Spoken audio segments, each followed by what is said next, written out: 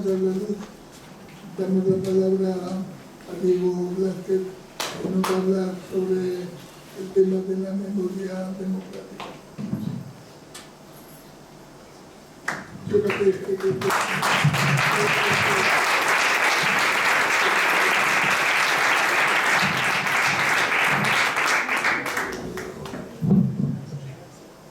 Hola, buenas tardes. Yo creo que se me escuchaba bien, pero bueno, mejor con el micrófono. Bueno, pues muchas gracias por invitarme a participar en estas jornadas en las que además ha habido personas pues, muy prestigiosas que me han precedido y sobre todo porque, bueno, dicen que nadie es profeta en su tierra y yo estoy encantado de que me hayáis invitado. Yo soy abulense, no viajo mucho por España y visito siempre que me invitan y aquí no me han invitado mucho. Así que, bueno, agradezco mucho la invitación de la Arenada a participar y desde el principio les dije que encantado vendría a participar y bueno, pues aportar mi visión y mi experiencia. Creo que las dos intervenciones que me han precedido me han integrado muy bien en lo que quería contar. Yo cuando hablé con las personas que lo organizaban y me preguntaban de qué quería hablar, les dije, bueno, voy a poner un poco un título general porque lo que me importa es hablar del trabajo que estamos haciendo. Y en realidad el trabajo que estamos haciendo lo resumiría que se trata de facilitar, apoyar y promover luego el trabajo que se está haciendo localmente, porque se están haciendo muchas cosas. Y creo que el desafío que teníamos por delante en el 2018, cuando hubo el cambio de gobierno, se trataba precisamente de impulsar el trabajo que se estaba haciendo y convertirlo en una verdadera política de Estado. Y de ahí el título de mi intervención. Políticas públicas de memoria democrática. Creo que muchos de los problemas y muchas de las discusiones, tanto políticas como en los medios de comunicación, que se producen respecto de las políticas de memoria democrática, se producen por un desconocimiento o por un conocimiento poco adecuado o poco acertado de lo que significa hacer políticas de memoria. Me ha gustado mucho la intervención de Marta porque creo que eso es algo que tenemos que asumir como un punto de partida esencial, que es la necesidad de contar con relatos comunes. Eso es lo que nos permite hacer comunidad y lo que nos permite también crear comunidades políticas. Y un problema que ha tenido la historia de la España contemporánea, de la España moderna, es que ha carecido de un relato común. Otros países lo han tenido relativamente más fácil porque han tenido una guerra contra un invasor o han tenido que constituirse como país progresivamente frente a otros, defender su identidad o defender su cultura. Sin embargo, aquí, desde un principio, la construcción de la idea de la España moderna ha sido problemática. Y justamente empiezo con el origen de la España moderna, que es pues, la Constitución de Cádiz de 1812, en la que ya empieza como un conflicto de si es una España de españoles o una España de los afrancesados o los que defienden los principios del liberalismo y de lucha contra el absolutismo son verdaderos españoles o son verdaderos españoles los otros. Llega Fernando VII y dice, no, aquí para ser español hay que estar sometido al principio de la monarquía absoluta, ¿no? Y vuelve a empezar. Y así todo el siglo XIX y buena parte del siglo XX. Y hemos carecido de esa posibilidad de construir espacios comunes. Todos cuando viajamos por otros países de nuestro entorno, pues vamos a París y nos encontramos pues, los inválidos o nos encontramos con el panteón de franceses ilustres y sabemos que ahí hay un relato compartido que permite crear esa comunidad. España no lo ha tenido, no hemos sido capaces de generar ese relato común. Pero no, esto no significa que no haya habido otras políticas de memoria, las ha habido. Lo que sucede es que no eran unas políticas de construcción de memoria democrática, de una construcción de un Estado democrático. Y el mejor ejemplo es el franquismo. El franquismo fue el que impuso una política de memoria pública, un relato de construir una comunidad colectiva que era no basado en principios democráticos, estaba basado en la victoria y en la dominación de una parte de la población, en el que una serie de signos y una serie de manifestaciones imponían esa cultura colectiva. Las cruces de los caídos, los nombres, y en sentido negativo excluían de la comunidad, excluían de esa conciencia colectiva a otra buena parte de la ciudadanía, porque eran los vencidos, eran los dominados o eran los muertos. Me gusta, Fernández es un buen compañero allí en la Secretaría de Estado. Yo no soy antropólogo, entonces como soy jurista me busco otros lenguajes, ¿no? Yo más que me gusta utilizar, para el tema de las cosas, me gusta utilizar una palabra que yo creo que hoy comprendemos todos más fácilmente, que es un apartheid. Era un apartheid funerario. Te saco del contexto que nosotros comprendemos, que es la dignidad que se da a las personas que han muerto, que para seguir formando parte de la comunidad pues tenemos un lugar, tenemos unas ceremonias, tenemos unos ritos, tenemos unos símbolos, y esas personas no van a estar, tienen otro, que no es el de, casi diría, el de los humanos, ¿no? Es un verdadero apartheid. Pero no, pongo el caso de la construcción de una cultura o de una política de memoria del franquismo, pero tenemos otras.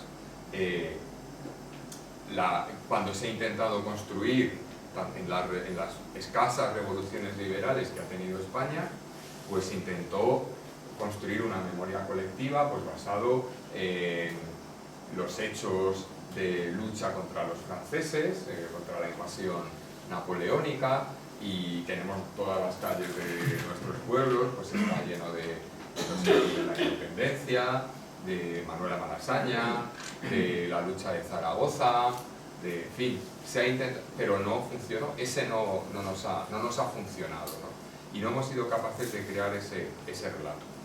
Yo he leído este invierno un periodista que os recomiendo sus libros, que se llama Pedro Ballín, muy interesante, en el que precisamente él intenta explicar la importancia que tiene para las comunidades pues los relatos, ¿no? Y cómo desde que vivíamos en cuevas en torno al fuego ibas creando comunidad, ibas creando unos vínculos, aparte de contar los mismos cuentos, aparte de las mismas historias, lo que le había pasado en otros momentos a esa tribu, a esa población, a ese clan, y con eso se iban creando unos lazos y unas identidades. Ahora, las sociedades, según van evolucionando, pues han ido creando otros vínculos. Este autor defiende que ahora el principal vínculo para crear comunidad es las series, el cine.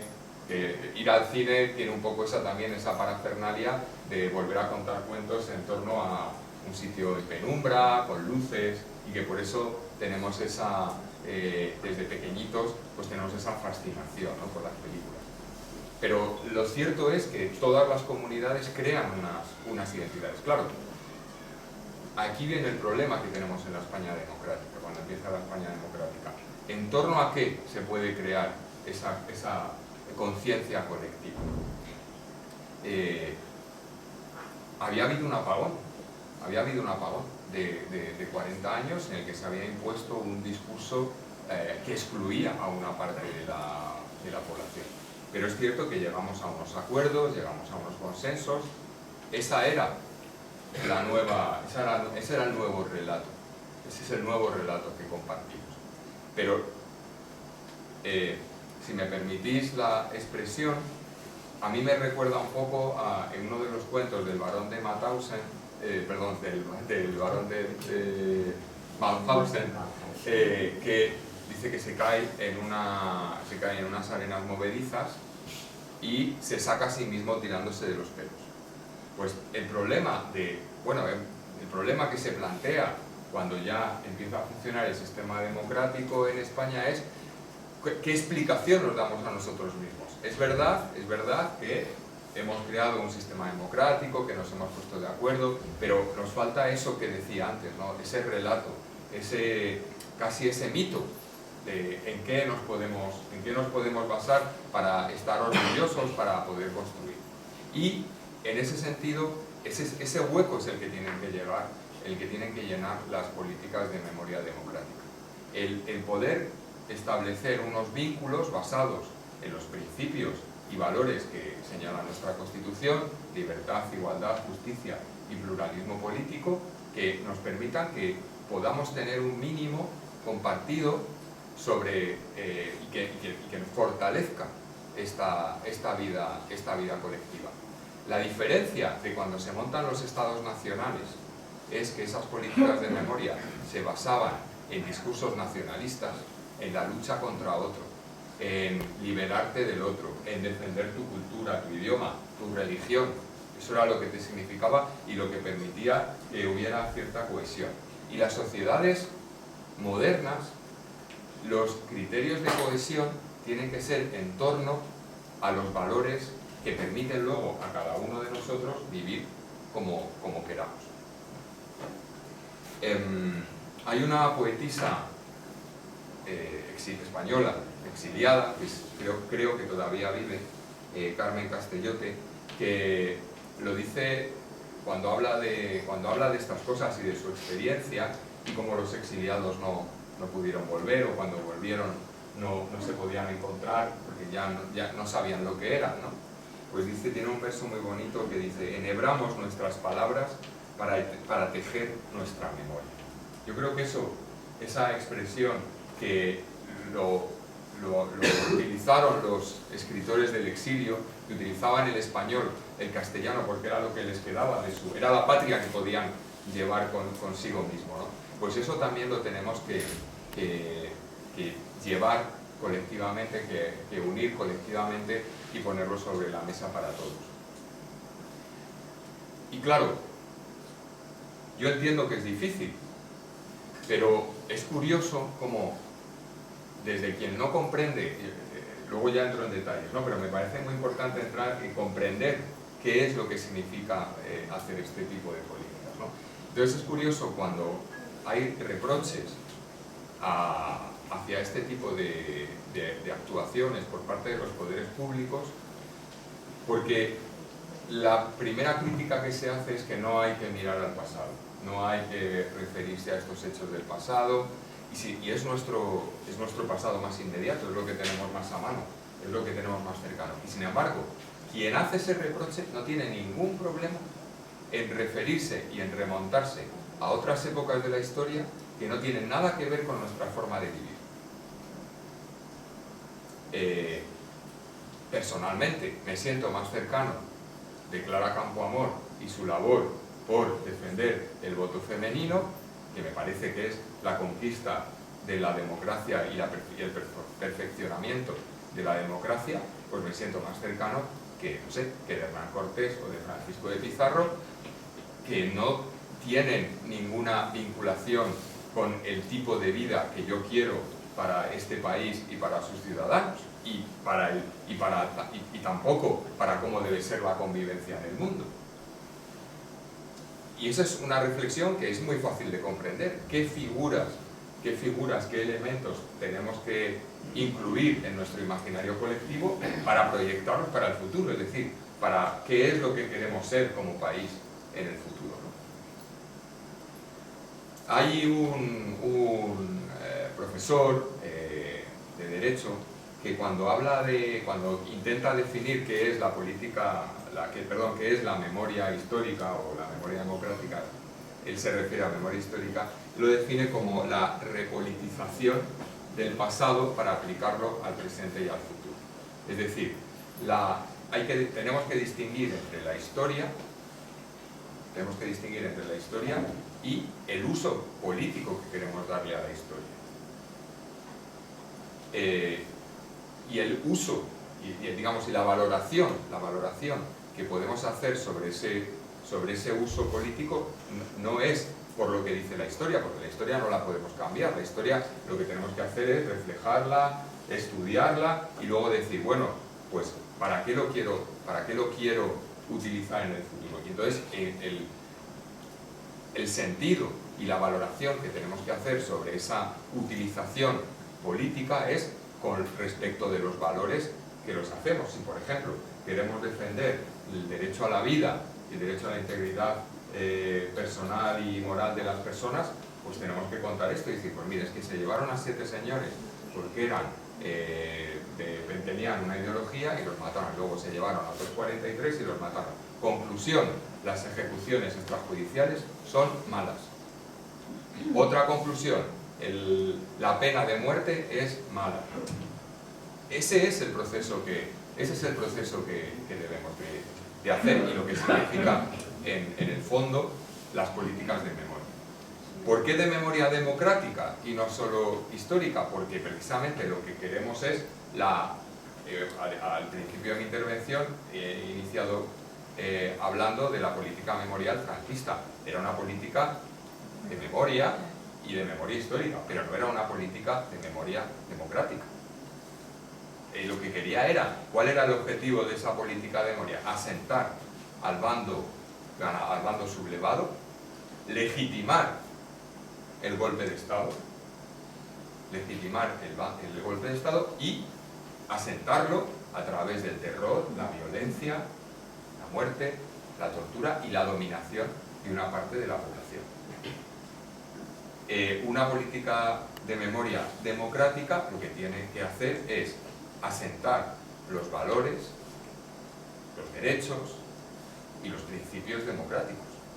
¿Esto qué significa? Pues que lo primero, que las políticas de memoria democrática no se pueden imponer, se van construyendo, se tienen que ir elaborando progresivamente, poco a poco.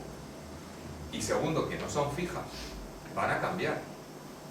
Por ejemplo, España, afortunadamente, vive un momento de un feminismo social generalizado y que es la vanguardia, y somos un país de vanguardia en ese sentido.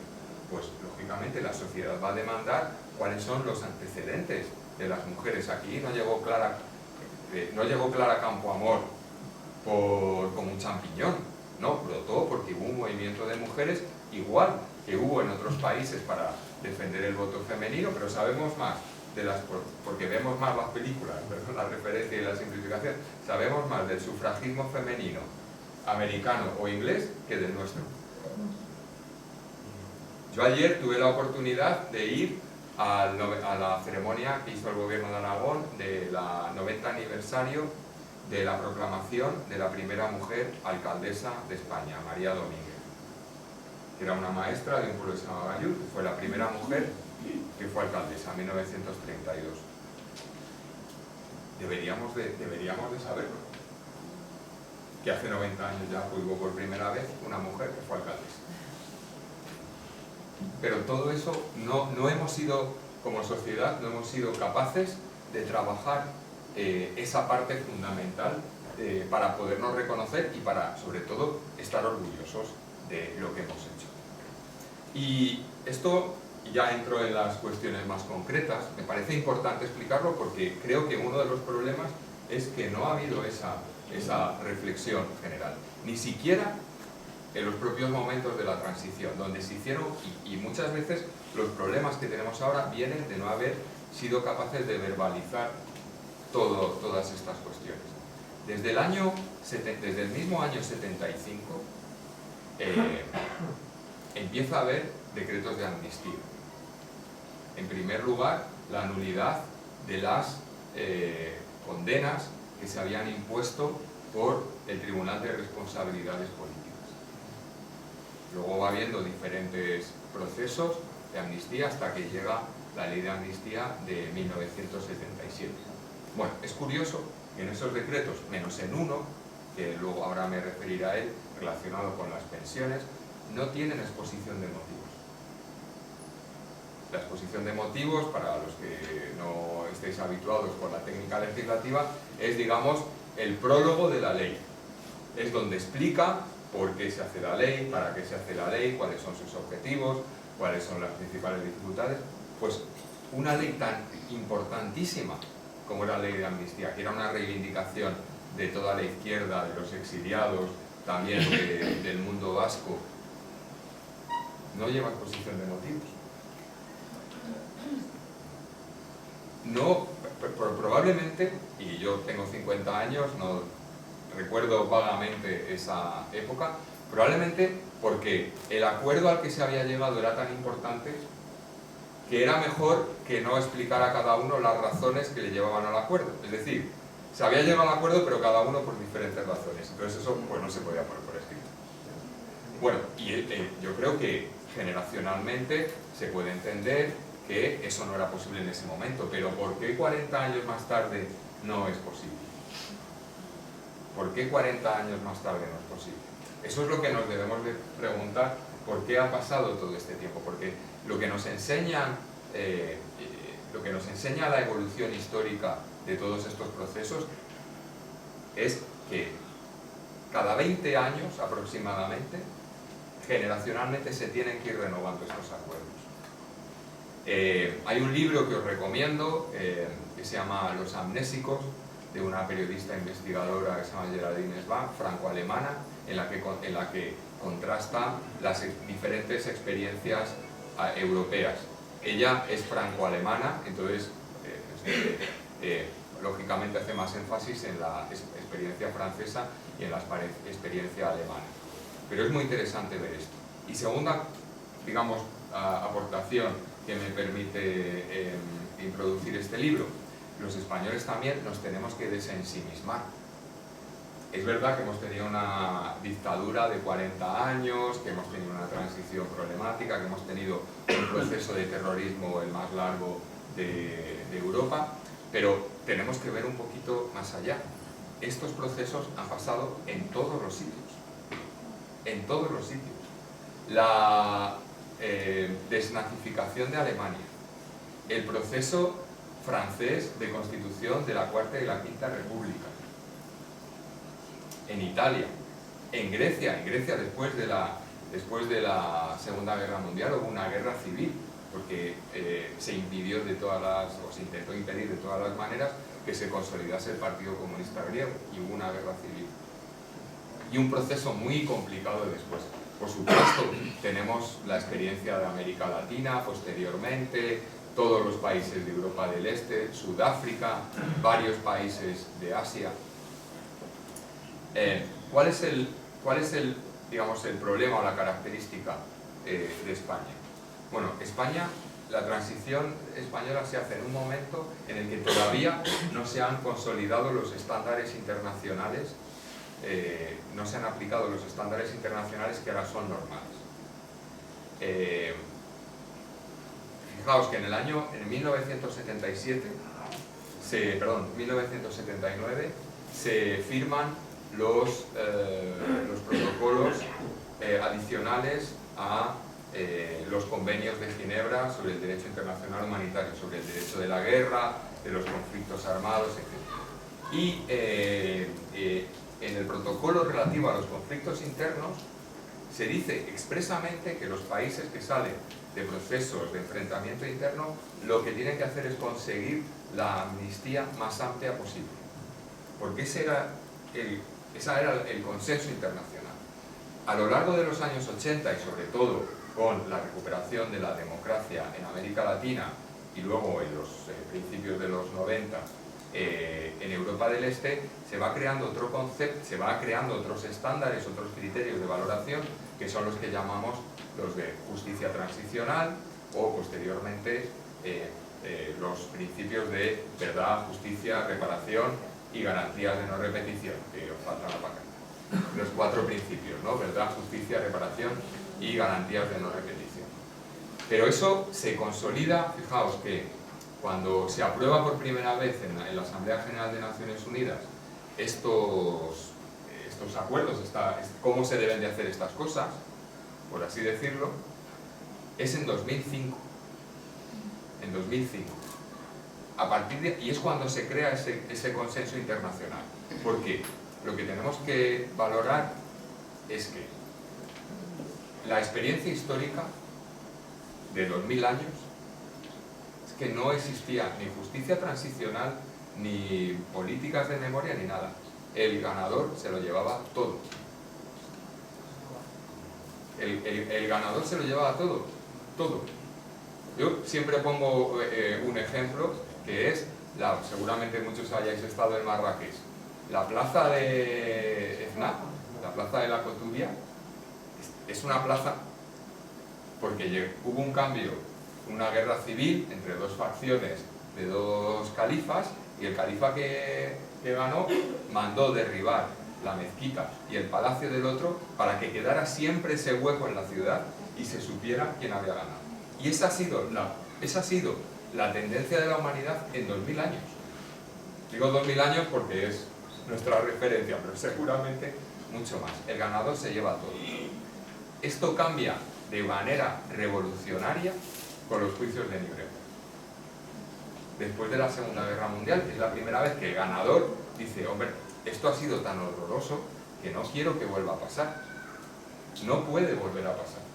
Y para que no vuelva a pasar, no puede ser simplemente que yo llego a Berlín, fusilo a todos y ya está, y se acabó. No puede ser esto. Tengo que tener un proceso en el que, no quería utilizar la palabra proceso, tengo que tener un sistema que incluye también un proceso judicial en el que se tiene que poner de manifiesto cuáles son las barbaridades que se han cometido, porque es la primera manera de sensibilizar a las personas para que sean conscientes de que esto no puede volver a pasar. Se tiene que saber quiénes son los responsables, porque no puedo decir que el culpable es Alemania. No, tengo que saber quiénes son los responsables, tengo que saber quién se ha lucrado de todo esto. Voy a investigar qué empresas se han lucrado. Voy a ver en la administración quién ha sido los responsables, los jueces, cómo no han detenido estas aberraciones jurídicas. Voy a intentar poner esto sobre la mesa. Bueno, en eso se ponen de acuerdo las 5 potencias para crear los tribunales de Nuremberg y el proceso de desnazificación en las distintas zonas ocupadas, pero no se firma hasta 30 años más tarde el primer protocolo, el primer acuerdo internacional de lucha contra el genocidio, con todo el problema de la Guerra Fría, etcétera, pero no es hasta el año 2000, cuando ya se crea el Tribunal Penal Internacional y se crea verdaderamente la justicia internacional. Con esto lo que quiero deciros es, o explicaros o transmitiros la impresionante novedad que supone el querer enjuiciar y el querer superar los daños y las graves vulneraciones de derechos humanos que crean regímenes totalitarios. Y en nuestro caso nos pilló en medio. Pero es verdad que durante estos 40 años hemos ido haciendo algunas cosas, pero es verdad que lo hemos explicado muy mal. Por ejemplo, yo creo que se debe de saber que el inmenso esfuerzo que hemos hecho todos con nuestras nóminas y nuestras contribuciones a la seguridad social, el proceso de reparación económica que ha hecho España desde el año 77, que es cuando empiezan las primeras pensiones, del año 76, que es cuando empiezan las primeras pensiones, se han reparado a 608.000 personas. 608.000 personas que han estado, y que todavía quedan algunas vivas, recibiendo su pensión que pagamos entre todos para compensar los daños que hizo la guerra civil y la dictadura. 608.000 personas con un importe que se sigue pagando, porque hay personas que siguen contribuyendo, que han recibido 22.000 millones de euros. Estamos pagando todavía pensiones. Si contamos, probablemente si contamos también algunas pensiones a funcionarios, podríamos llegar hasta los 25.000. Pero nosotros tenemos acreditados 22.000 millones de euros, algunos que se siguen pagando. Un dato que yo siempre utilizo porque me parece muy relevante. Según los historiadores, bueno, voy a poner otro ejemplo porque me acerca más y lo vais a ver. Según la propia, el famoso auto del juez Garzón, en el que dice que hay alrededor de 115.000 personas desaparecidas en las cunetas, ¿no? Hay una de estas pensiones, pensiones que se han pagado, que es a viudos o huérfanos de personas que fueron ejecutadas, o sea, fusiladas, o que desaparecieron, ¿vale? Se han concedido a 112.000. A 112.000. Es decir, si nos tomamos la cifra, que utiliza el propio juez Baltasar Garzón en su famoso auto, prácticamente todas se habría podido identificar los familiares y se les habría reparado. Todavía hay 6.000 personas que están cobrando esa pensión. Creo que es algo que nos deberíamos de sentirnos orgullosos, que queda por hacer muchísimo más, y que una vida humana y cómo ha afectado a las familias, eso es irreparable. No hay dinero que pueda solucionar eso, ¿no? Pero creo que, vuelvo al principio, colectivamente deberíamos de poder estar orgullosos de ese éxito, porque no es habitual en el mundo, Ha habido, no podemos hablar del caso de Alemania porque no es comparable, ¿no? Pero hay 3 grandes procesos de reparación en el mundo: el alemán, el argentino y el español. El alemán, ya os digo que no le podemos comparar. En Argentina son 3.000 millones, nosotros 22.000 millones. Son cosas que creo que entre todos debemos de ir explicando y debemos de ser conscientes de los límites y de los desafíos que quedan por conseguir, pero también debemos de estar mínimamente orgullosos de las cosas que se pueden hacer. Queda de la experiencia española, yo creo que todos estamos de acuerdo que lo más dramático son las exhumaciones, porque realmente, como decía antes, es la verdadera amenaza de castigo. Daos cuenta que solo después de la guerra civil, se fusilaron hubo 50.000 condenas de muerte, 50.000 condenas de muerte después de la guerra, o sea, ya fuera de un conflicto bélico, sino en procesos posteriores a la guerra. Claro, eso es un drama, que se acumula no solo por ese uso indiscriminado de la violencia, sino que se acumula por el hecho de una segunda violencia, como decíamos antes, que es la violencia máxima, de apartar a esas personas de lo que consideramos que son los ritos de humanidad esenciales, ¿no? Y formaba parte del castigo. Eso está muy estudiado. Los antropólogos de todo el mundo, no solo los españoles, tienen estudiado cómo la violencia posterior a la muerte forma parte también del castigo, porque en nuestro imaginario, estoy muy de acuerdo, ¿no? El uso del terror va más allá de la muerte. Creemos que después de la muerte no nos puede pasar nada peor, pero para los que quedan vivos, ese terror post-mortem es un terror que a ellos les afecta, ¿no? En lo vivo. Bueno, yo creo que las exhumaciones nosotros es el gran... No entro nada en la ley porque luego me podéis preguntar lo que queráis, pero sobre las exhumaciones, que es el gran desafío, en la Secretaría de Estado estamos haciendo todo el trabajo que podemos, todo. Y vuelvo a decir lo mismo que antes, seguramente no es suficiente. Pero bueno, para que os hagáis una idea, durante los 6 años de la legislatura del presidente Rodríguez Zapatero se hicieron 177 exhumaciones. Nosotros tenemos ahora mismo 400 proyectos, 100 de ellos, uno muy cercano de aquí, 100 de ellos ya terminados. Hemos hecho un pacto con todas las comunidades autónomas, con todas, para hacer un plan estatal de exhumaciones y poder acabar en un plazo de 4 o 5 años con todas las exhumaciones que sean posibles. Y ahora voy a esto. ¿Por qué digo las que sean posibles? Porque ha pasado mucho tiempo y, bueno, como el caso del pinar este que habéis contado, nosotros, bueno, hay un grupo de expertos, de forenses, ha estado haciendo una valoración de qué es lo que se puede llegar a exhumar. No se sabe cuántas personas desaparecieron, ese es un último tema que quería tocar, no se sabe cuántas personas desaparecieron en la guerra, pero los historiadores calculan que en torno a 150.000.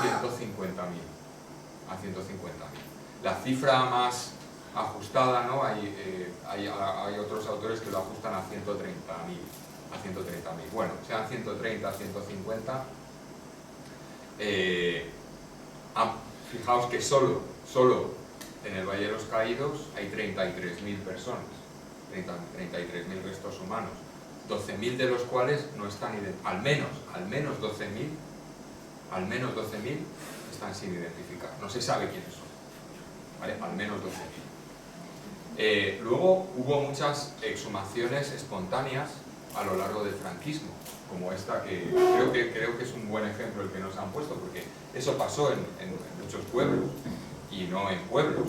Por ejemplo, el alcalde de Granada, que era una figura señera, pues la familia logró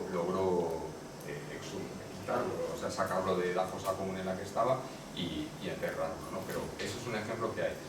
¿Cuántas hubo? No sabemos, porque como eran exhumaciones clandestinas, pues no las podemos saber. Por supuesto, luego ha pasado el tiempo, los elementos meteorológicos, las construcciones, las reforestaciones, los ríos. ¿Cuántas de esas fosas han quedado afectadas? Pues solo lo podemos saber según vaya pasando el tiempo y se vayan haciendo los trabajos. Hay lugares en Andalucía, que es la comunidad autónoma con más fosas, que hay localizadas 785 fosas. En Andalucía casi un tercio de los esfuerzos que se hacen no se puede llegar a exhumar, ¿no? Por lo tanto, hay un porcentaje que está. Y luego hay una cuestión no explícita, pero en muchísimos lugares, cuando desde prácticamente que murió Franco, se empezaron a hacer exhumaciones informales de gente que, como aquí, como habéis contado, pues sabían dónde estaban, iban con pico y pala y sacaban a la gente y muchas están documentadas. Hay un estudio de la UNED que documenta por provincias todos estos casos, pero tampoco, claro, la gente lo hacía como podía. Incluso hubo en el año 81, perdón, la primera exhumación en el Valle de los Caídos, que llegaron unos señores de Navarra con un autobús y dijeron: nosotros no nos vamos de aquí hasta que nos den 4 cajas que salieron de nuestro pueblo. Y se lo llevaron. Fue la primera, cuando se ha hecho toda esta mitificación y con el proceso que estamos ahora de recuperación. Ya en el 81, con Calvo Sotelo, se autorizó Patrimonio Nacional una primera exhumación de Valle de los Caídos. Entonces, ¿qué es lo que queda y qué es lo que se puede hacer? Nosotros hemos calculado, en este estudio, que por cierto lo podéis descargar si queréis de la página web del Ministerio, hemos calculado que se pueden recuperar los restos de entre unas 20 o 25.000 personas. Eso es lo que técnicamente ahora mismo pensamos que se puede hacer, que sería alrededor de 600 fosas. Y luego quedaría la identificación. El problema que estamos teniendo con la identificación, hay 2 problemas, que es, uno, el tiempo que ha pasado y que dificulta mucho la identificación por ADN, porque ya estamos prácticamente en tercera generación. Por la climatología de nuestro país, pues se han deteriorado mucho los huesos, y los forenses pues tienen muchos problemas. Y luego otro problema que tenemos, que la ley viene a resolver, es que no hay un banco nacional de cruce de ADN. Ha habido comunidades autónomas o incluso también municipios donde ha habido grandes fosas en las que han hecho bancos de ADN. Lo que pasa que es lo que sucede, como estos casos que habéis visto aquí. Claro, una persona que nació en el Arenal pero muere, pongo el ejemplo de Aragón porque es así y porque tienen banco de ADN con la Universidad de Zaragoza. Pero claro, si no le recogen el ADN en Aragón para cruzarlo con esos huesos que se han encontrado en agua, pues no se identifica, ¿no? Y eso es una de las cosas que viene a intentar solucionar el proyecto de ley. Y luego, lo último que quería señalar, porque me ha gustado esa expresión que ha dicho Miguel, ¿no? De ponerlo bien, había que ponerlo bien el listado, ¿no? Bueno, esa es una cosa que hemos hecho fatal como país. España no tiene un censo, ya no voy a decir de víctimas de este tipo de ejecuciones irregulares o ni siquiera de los juicios sumarísimos, no, es que no tenemos ni el censo de caídos en acción bélica. No se hizo ni el no está hecho ni el listado de soldados que cayeron, o soldados militares que cayeron de uno u otro lado.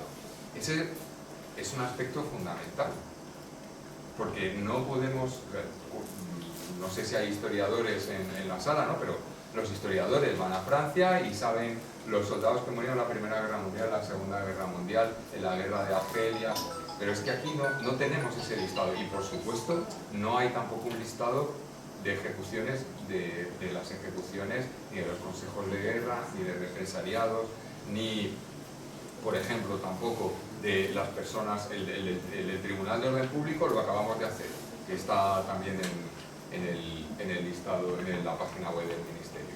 Ese es un tema que, por el reconocimiento de la dignidad y la recuperación del honor de todas esas personas que fueron acusadas injustamente de delitos que no habían cometido, entre otras cosas porque eran delitos que no existían,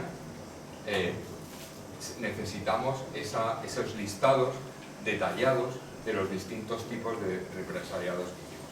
Y un ejemplo que ya hemos hecho con publicación en el BOE es los casi 7.000 españoles que murieron en los campos de concentración nazis. Es una historia terrible, es una historia terrible. Hubo 10.000 españoles exiliados que estaban en Francia. Cuando llegan los nazis, el régimen de Vichy los entrega, los llevan casi todos a Mauthausen y los alemanes le dicen a Francia: oye, es que me han mandado esta gente que no son franceses, ¿qué hago con ellos, que son españoles? Y los franceses se lo dicen le mandan el listado lo mandan al Ministerio de Justicia español y le dice: estos son apátridas, no son españoles. Se fueron de España, murieron allí. Cuando los alemanes, que eran todos tan ordenados, hicieron un listado de todos los que se habían muerto, y cuando lo liberan ese campo los americanos, lo entregan a los franceses, porque ahí es donde crean un archivo de la guerra, ¿no? Y Francia, pues, aunque fuera el régimen franquista, pero bueno, entiende que podía ser una documentación de interés. Ese listado ha estado 45 años, o no más, tiene que 65 años, perdón, 65 años en un armario en el Ministerio de Justicia. Y eran españoles que en los registros, pues estaban desaparecidos, no constaba ni siquiera su fallecimiento. Bueno, pues, ¿qué es lo que hemos hecho? Ordenarlo, abrir un proceso de audiencia pública para que las familias puedan verlo y publicarlo en el BOE. Pues ese tipo de cosas es lo que creo que hay que hacer. Y bueno, espero haberos dado así una pincelada general de todo lo que estamos haciendo, y ahora respondo a todas las preguntas que tenéis.